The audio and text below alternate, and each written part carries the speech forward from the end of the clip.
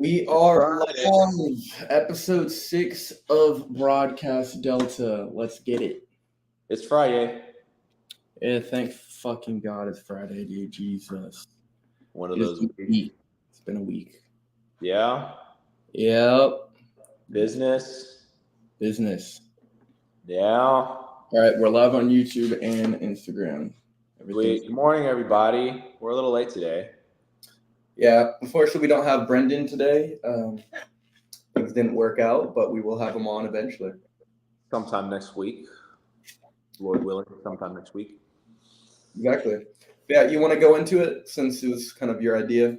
Yeah, so today I thought it would be really good to just go. We've been talking about starting up a business, all the different ideas there are, the different skills, how you go about acquiring a skill, how you go about forming a company around that skill. So me and Aidan are going to run a little exercise today, and we're going to take a few random ideas and kind of make a business startup around that idea, and you can kind of see our brains basically just unload on how we would go about doing so, and then maybe that will be valuable to you guys, and you can learn something from how we would start up a business.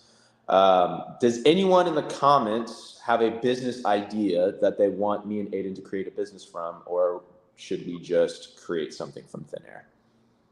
Yeah, we can give it a second, see. Anyone in the comments, just shoot us a business idea, and me and Aidan will create a fake business around that idea, and we'll go about how we would go about starting that up. Cat grooming service. All right, What? that is perfect, Gia. Thank you. Hell? All right, so we're starting a cat grooming business, Aidan. It's shit. Okay. Okay, So what skills do we need to be a cat groomer? What skills do we need to be a cat groomer? See, I don't know. See, I have no clue about that industry, so I have no clue. Like, if I had to guess, you need customer service because you need the receptionist to receive whoever you need. I think first off, you need to back up. That's going too far, too fast. Too far, too fast? Yes, way too far, too fast. Okay. You're thinking about the employees you have before you even have a business. No, I'm thinking about the skills we're going to need to acquire, like all the encompassing skills we're going to need to start up this business. Okay. Right, because it's like you're going to need someone with when it's just you starting it up. If it's just me starting up a cat grooming service, I'm probably going mobile. It's probably just going to be me in a van, and I'm going to be going and selling high-ticket cat grooming to people's houses, right? Because if I'm an entrepreneur and I want to start up my first business, I don't have capital to go rent out a space An at a office. retail center to run a cat grooming business. So that's just not going to work at all. So we need to be more creative, and we need to hop in a van. And we're going to be... Well, not even that. You don't even need a van. What you could do is you could go to the person and do it at their house. And you just use the vehicle that you're already using to get from A to B. And you just have all the equipment, because no one just gets into cat grooming. They must already have cats or must know already how to groom a fucking cat. I don't imagine somebody just getting into cat grooming. So I'd say that it's probably ideal, since you already have that skill. You most likely already have that skill if you're looking into getting into this. Yes. Finding the way to provide that skill at a set price to be able to actually make some profit from it. So that would be driving to people's houses and offering your services at their house so that they don't have to go anywhere or do anything, and take the cat out of the environment. And it could save time and even save money for the people you're working with. Maybe it's better for people to be able to for you to be able to go and work on these cats rather than having the cats, the owners, come to you. You know, it's more convenient. So that could be a unique value proposition. Yeah. And it's you could have a booking portal to where it's like you can book a time for your cat to get groomed whenever. You could do it on a monthly retainer, where the same time every month you'll show up and clean and groom this person's cat, right? So this could be a monthly subscription or a yearly subscription, depending on whatever it may be. Holy crap, we're starting up a cat grooming business. Okay, so what is our IPC? Or ICP, sorry. ICP, I was going to say IPC. ICP. Oh my gosh, it's Friday. Ideal customer persona? Yeah. Who are we marketing to? Well, obviously people with fucking cats, right? So people with fucking cats. And then also we would probably go for people that are more on the luxury side, like more like Memorial area or the more like luxurious areas in the city. Beverly Hills It's vibes. more likely that people that are more wealthy, they're willing to spend more money on their pets, right? Because they Yes. have disposable income as well as they have higher income, so you can charge a higher price if you actually provide value. So I would say your ideal customer would be most likely people in their late 20s and beyond that are in a pretty successful area, in a high density area, within a city that's, let's say, 10-mile radius from where you're at. So you don't have to go too far and spend too much time committing or Sure. commuting. Would you say our ICP is mostly male or female? I would assume it's female, right? Yeah, I would ideally say it would be most likely the females that are going to spend the most money on their pets and their cats. Maybe guys, but I would say a majority would be men or females under that category. Yeah. Okay. So then, target your outreach and everything based on your ICP to be able to then. what platforms? Like Facebook, probably. Facebook outreach would be good, and so would Instagram, right? Yes, I think Instagram would be good because if people are posting their cats and everything, you could definitely go in and be like, "Hey, I love your cat. This is what I do. I'd love to, just Showcase my services." showcase my services and show them what I do." And that also goes on the other hand of actually posting what it is that you do as well. So TikTok's good too. Yeah, Gia said TikTok. So Gia, if you do end up starting this business, just know that me and Aidan are gonna get equity in this because we're building it for you. Aidan get equity in this. So we have, so TikTok, Facebook, Instagram, probably where our ICP is gonna live. So from there, what's our strategy? How do we go about outreach? Like what kind of what kind of style of messaging are we going for here? Style of messaging, as in what open up, just like brainstorm, like a cold DM. First off, what would you say to a cat owner? You need to know what it is you're offering exactly. Is it grooming services? Is it grooming from A to B? Like you're cutting, you're cutting their hair. You're also taking care of them. You're maintaining their fur. You're doing X, Y, and Z. I think that's all encompassing. We are cat groomers. We have all the stuff. We have it, all the tools we need. We have all the tools and everything to do. We can offer everything as far as cat grooming goes. Yes. Okay. So then you have to highlight that. You have to highlight that you are an all-inclusive mobile cat detailer that comes to people's houses to be able to actually work on their cats. Yeah. I think the messaging would be more like liven up your cat, or like let your cat have a makeover, something like that. Make your cat look young again.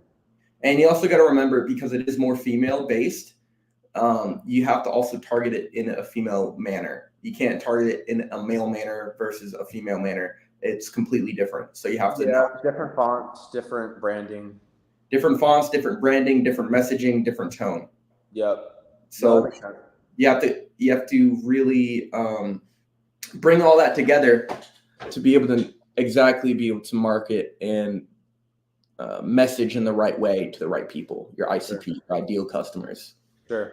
So as you're doing this outreach and you're messaging these people, eventually you're going to get that one person that is going to give you the shot and allow you to groom their cat. Obviously, you're going to ask for a testimonial and a referral after you're done providing excellent service, because you're not going to start a business unless you're capable of providing excellent service. And then after you do that, you just scale. Me and Aidan will get more into scaling after we kind of shift out of this startup phase series that we're kind of doing. We'll talk more about, after you have an established business, how to take it from how to take it from 50,000 to 100,000, because there's a big jump there. And then from once you make 100,000, becoming a millionaire is easy. The hardest thing to do is make $100,000 a year yourself, right? That's hard to do. It's harder than becoming a millionaire. Anyone who is a financial advisor or a wealth advisor tells you straight up, the hardest thing to do in the world is probably make $100,000 a year as an entrepreneur. And then if you can do that, congratulations, you're on the road to a mill. So scaling is actually not as complex. The startup phase, me and Aidan want to spend as much time in the startup area as possible, because that's literally everything in business, is getting something off the ground. So let's take another idea. There's cat grooming. Emmy's rushing real quick. You keep going. Come up with a new idea, and I'll be. Okay. Chat. It's just me now. I hope you guys are doing fantastic. My name is Grant. I am the Chief Operating Officer for Process Delta. I'm also the founder of the Game 101, which is a financial masterclass where I will be teaching everybody about the 5 tax-free accounts, money movement, and how wealthy people invest and move their money. Super cool. Sign up for that. Gia, if you want to be a millionaire, make sure you sign up for my masterclass. Link in bio. Okay, I'll explain to you why you should sign up for my masterclass. I'm going to plug myself because I'm allowed to do that because this is my fucking show. Okay? So the masterclass, I'm going to be talking about the 5 free tax-free accounts. I'm not going to name them because that's what my masterclass is for. But essentially, the game was invented by the wealthy, for the wealthy, passed in Congress, for the wealthy, by the lobbyists. Okay? So this is when I explain wealth to people, when I explain money to people, this is kind of the route I take, right? So imagine it's the bottom of the 9th inning of the World Series. I'm plugging myself right now. Imagine it's because Gia said she wants to be a millionaire, and now I'm plugging my masterclass. So it's the bottom of the 9th inning. You are called up to bat, and you have 2 outs, 3 base. You're down by 3 runs, 2 strikes, 3 balls. Okay. You're in hockey pads. Okay. That's what most people do in life. They're trying to hit that game-winning grand slam when it fucking matters. So in hockey pads, because you're playing the game by the wrong set of rules. Because the wealthy people don't want you to play their game. Because if everyone knows the rules and everyone's playing their game, then it's not an exclusive club anymore, right? If me and Aidan are having a game night and we're playing Monopoly with a bunch of our friends, and then Gia, you decide to show up and you only know the rules of Sorry, and you're trying to play Monopoly with the rules of Sorry, obviously my friend group's going to kick you out because you're not playing the game by the rules that we're playing. You're not welcome at our table if you're going to play Sorry at the table of Monopoly, right? You're not going to be invited. So because of this, right, that's kind of how the game of money works, right? You don't know the rules, you don't know how to play, and unless you figure out the rules, which you're not going to get taught in school, you're not going to be included in the club. So what I'm attempting to do is I'm attempting to explain to you the rules of the wealthy so that then you can start playing the game, and then they fuck all these rich people, we'll become the rich people ourselves. Now back to business, Aidan. Let's wrap it up a little bit. Yeah, no, you went to the bathroom really fast. Business idea. We want to start a antique shop. Okay, that's difficult. So that's definitely gonna be. Well, it doesn't have to be a local like location. It could be some kind of online antique shop, which would be ideal, but that's definitely a hard kind of start to business because especially you're going to need some capital. You're going to have some kind of inventory. You're going to have potentially an actual place of business to sell from. Right. So with that, I would say it really depends on, you might want to look at creating a different business that you can start off with. Like being completely honest, like it costs a lot of money to actually get a location, set up your business, and even get started. And that's going to be $10, $20, even $30,000, depending on what you do and how you do it. But what about Facebook Marketplace? Inventory and everything else. Facebook Marketplace, I don't know if that's business. That's a marketplace. You're selling on a marketplace, and that's more like what makes a business? Money coming in. So if I'm buying antiques and then reselling for profit, is that not a business? Not necessarily. It's still making money. It's more like freelancing than an actual business. Because I think a business has to have structure and has to have a system of continuously having profit. Yeah, so I take the profit that I get from me flipping this antique, and then I go buy 2 more antiques, and then I flip those, and I buy 4 more, and then I flip those, and I buy. That's flipping. That's not necessarily business. Well, how is it not? Okay, this is a good conversation. How is flipping not business? See, let's say you're flipping antiques and you're just buying certain things and selling certain things. I feel like a business is providing some kind of product or service. And I guess you could say you're providing a product, but it's not necessarily a product that you've created, right? It's something that you're taking from one place and being the middleman, which I guess you could say that you also are the middleman for a lot of businesses and providing services. But when it comes to flipping, there is no way you can have an entity attached to that.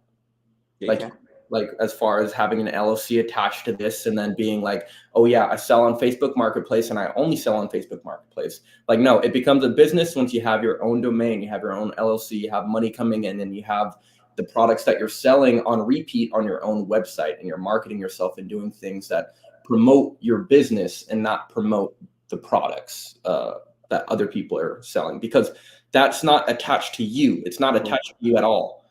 And you can have a business if you don't have an LLC for providing a service and that kind of thing, because it's attached to you and what you're doing. But on Facebook Marketplace, it's like not attached to you. It's not attached to you, and it's not necessarily associated with your brand or your business, what it is you're doing. It's more of like almost like a shot in the dark. Like anyone can go on Facebook Marketplace and start selling stuff, but that doesn't necessarily going to be able to scale up and make more money down the line because you don't have a business structure. So are house flippers, is that a business? House flipping a business? No, that's a business structure. Yeah, that's 100%. So why isn't flipping antiques a business structure? Because I mean, I could have an online shop that's just not getting as much business as my Facebook Marketplace, but I'm still making money, so I'm still a business, right? I can have an online shop, I can have my own website that I'm selling antiques from, but I'm not getting as much traffic because that's not the best place to sell antiques, because people aren't going to go look for some random website for antiques. They'll look for it's more likely that I'll push antiques on Facebook Marketplace, 100%, right? So who's to say that that's not a business though? Okay, well, I mean, that's the same to say that you go to garage sales and you start flipping other shit and you're making money. Like, yeah, you're making money, but it's not necessarily a business. What I think a business is something that has a structure and has systems in place to really be able to maximize your productivity as well as your products that you sell. On Facebook Marketplace, it's more of a straightforward line where you just upload what it is that you are selling, and then you sell it directly to a person. Okay, so who's to say I'm not going to have a strategy for going to yard sales and looking for people who don't understand antiques quite like myself? I'm an antique expert. I'm able to go to yard sales and scroll through Facebook Marketplace and take advantage of people who aren't as educated as myself and are selling antiques for way too cheap. And I know that as soon as I purchase this, I flip it for a profit. That's a strategy. Yeah, this is a strategy. Business. All right. Right? Chat, am I crazy? Am I crazy, chat? See, as far as I go with business, I think at the end of the day, yes, you can be considered a business, not in legal terms. There's no way you're going to be considered a legal business if you don't have an LLC and you haven't opened up an actual business for what it is that you're doing. Yes, you can sell things on a marketplace and you can sell things all around, but if you're not actually being a, if you aren't actually an entity selling a service or a product, you aren't officially legally a business. What if I have an LLC that says I have an antique shop, but I'm just pushing most of my antiques through Facebook Marketplace? Then shit, I guess you have a business now. Sweet. Okay, so we've decided that, so me and Aidan, after a good conversation, have decided that if I have an LLC, even though I'm not pushing products from my company website, I push products through Facebook Marketplace, that is indeed a business. But if I don't have an LLC and I push, I guess I can compromise. Legally, yes, that's exactly what it is, because legally you are not a business or an entity until you open an LLC or some kind of corporation that is actually classified as a business. Fair. You can actually be classified as a business. But yes, the idea of a business and the theory of a business is money coming in, which would be, yes, you are making money, you're bringing money in, but you aren't actually an entity. You aren't actually a business. You are an individual selling. So I guess this is a great point too. You can literally take any idea, start a business around it, meaning that you can get, as long as you can get money coming in, you can attach an LLC to it to make yourself a legit business. Like anything, you can just attach an LLC to it, right? If you're reselling flip-flops and you're making money doing that, you can attach an LLC to that and become a legit legitimate business. If you find a way to sell your fingernails for a profit, business, if you can attach an LLC to it. Is that what you're saying? Yeah. Sick. So seriously, like people who are still, yes, if you have, I mean, I think OnlyFans, you are required to have an LLC, no? Because you're getting paid. Alan just went OnlyFans, question mark? OnlyFans, definitely a business, yeah. But I think it also is, I don't think you have to have an LLC. No, it's like signing up for another. Or are you a contractor? Because you still have to report income. I would think you'd be more of a contractor, if anything, especially because it's like it's more of a subscription-based kind of platform, right? It's like signing up with an account and then offering something that you then get paid for, and then OnlyFans takes a percentage of that. I don't think you have to have an LLC associated with that. 1099. Make money off of that. Sounds like a 1099. It is a 1099? It sounds like a 1099, yeah. It's like a contract basis.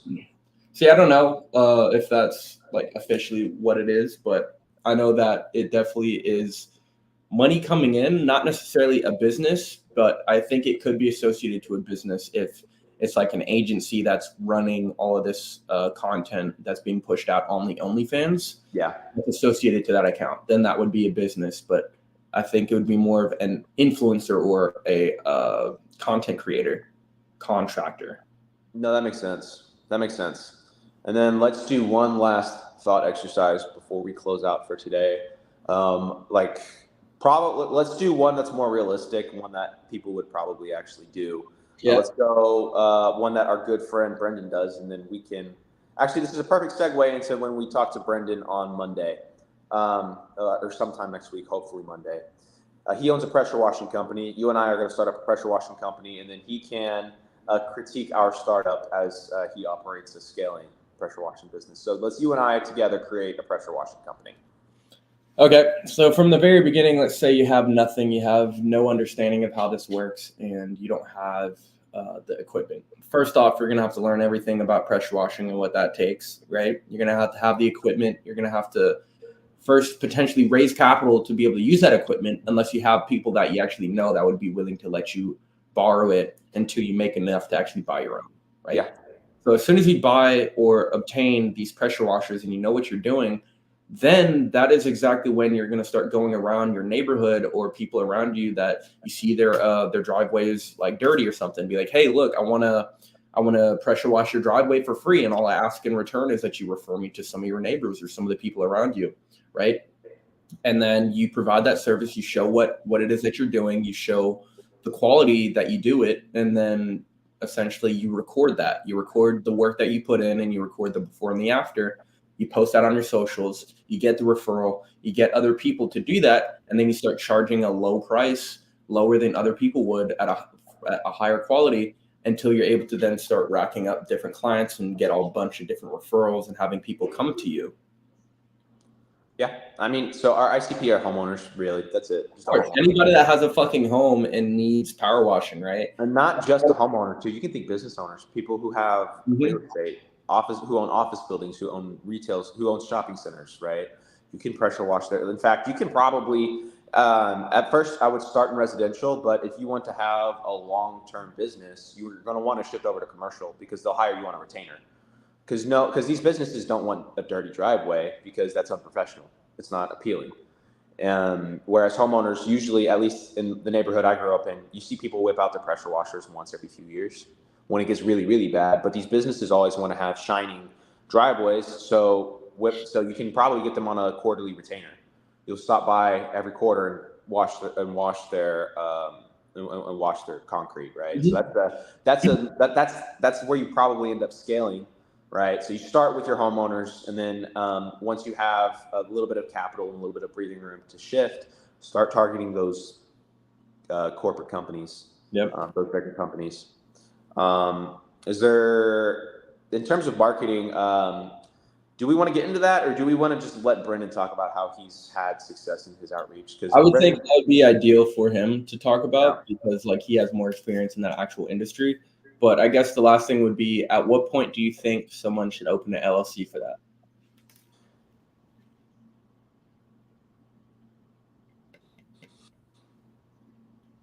That's a really good question. Let me think. I don't want to give bad advice. I think it's like once you have, I'd say, 2 months of consistent work, meaning you have a job a week or 2 jobs a week, whatever your KPI is. Once you're meeting the minimum of your KPI, that's when I would say open up an LLC. I would kind of agree with that, but also kind of disagree with that. I would think the real time that you actually need to have an LLC would be as soon as you get to the point to where you're bringing on too many clients that you personally can't fulfill on your own. And when you have to bring other people into your organization, what you're doing, because you can be making a shit ton of money, like 10K a month doing what you're doing and not have to have an LLC, but still report your taxes and do all the tax shit. But at the end of the day, once you have other people associated with that and the money is then being split apart, you have to then have an entity to be able to do that and not have liability.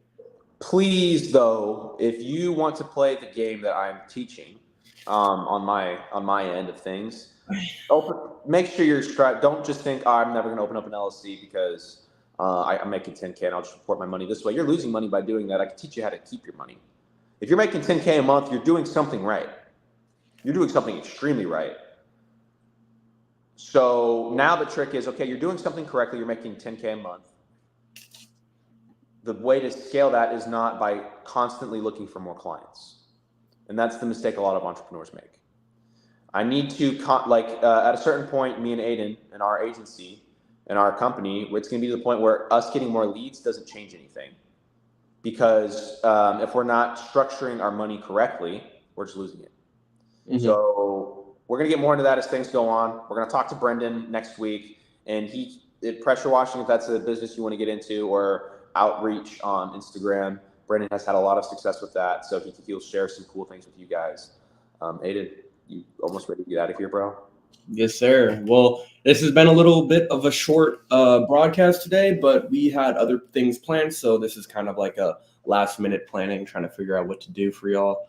And I hope it actually was beneficial to y'all, and it's actually something that is useful to y'all. We're going to keep doing this, and we'll see y'all on Monday.